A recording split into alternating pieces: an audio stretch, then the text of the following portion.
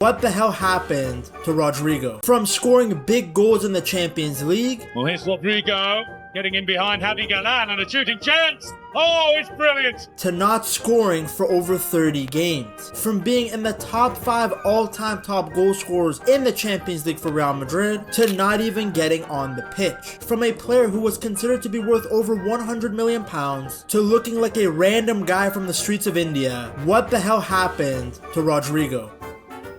Rodrygo's situation at Real Madrid has been messy for a while now, and it seems like the cracks in his relationship with the club are finally showing. Speculation around his future actually began in the 2024-2025 season. It started after the Copa del Rey final against Barcelona. Madrid lost 3-2 in extra time, and reports came out that Rodrygo had told Ancelotti's staff that he didn't feel strong or in the mood to play. Sounds like my girl every time I ask her for sexy time. From that point on, doubts started creeping in about Rodrygo's attitude and motivation. His camp denied it, but whispers about his lack of intensity in training stuck around. After that, things just got weirder. He missed games with a supposed fever, pulled out of training sessions with small problems, and even watched an academy player get minutes ahead of him. Fans noticed, and so did the media. Now at this time, Ancelotti defended him publicly, but behind the scenes, Rodrygo's team weren't happy. They made it very clear to the club that Rodrygo wasn't being treated fairly. At the end of the season, he used the break to recharge both physically and mentally. He went back home to Brazil, spending time in Santos with family and friends, the same city where he grew up and began his career. But this is also where his dad, who is also his agent, stepped in. Eric voiced his frustrations about how Madrid had treated his son, and those complaints